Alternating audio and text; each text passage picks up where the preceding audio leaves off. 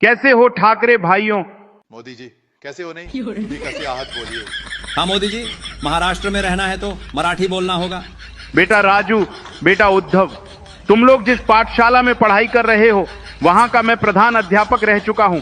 वक्त रहते सुधर जाओ, नहीं तो मैं हूं ही सुधारने के लिए।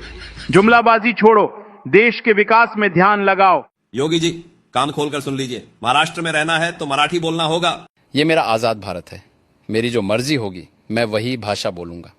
अगर भाषा के नाम पर मेरे देश को तोड़ने की कोशिश की, ऐसा बुलडोजर फेंक के मारूंगा तो सुबह शाम जय हिंदी गाते फिरोगे।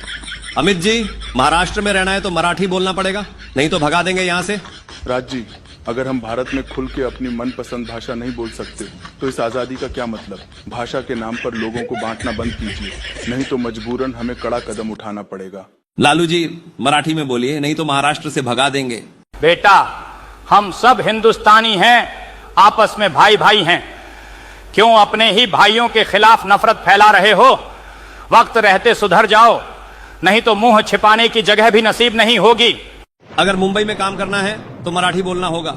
जब तुझे इस देश का इतिहास नहीं मालूम, भूगोल नहीं मालूम, कल्चर नहीं मालूम, अपने आप को नेता कहता है। उठा उठा के पटकूंगा, उठा उठा के पटकूंगा, चीर दूंगा, मार दूंगा साला। मोदी जी साफ साफ सुन लीजिए, महाराष्ट्र में रहना है तो मराठी बोलना होगा। बेटा राजू, जिस पोखरा में तुम नहा रहे हो उस पोखरा में मैं तशरीफ धोया करता था। वक्त रहते सुधर जाओ, नहीं तो उठा के पटक दिए जाओगे। ये जुमलाबाजी छोड़ो, कोई ढंग का काम करो। राज ठाकरे, तुम्हारा मराठी जिंदाबाद है, इससे मुझे कोई तकलीफ नहीं, पर मेरा हिंदी जिंदाबाद था, जिंदाबाद है और जिंदाबाद रहेगा।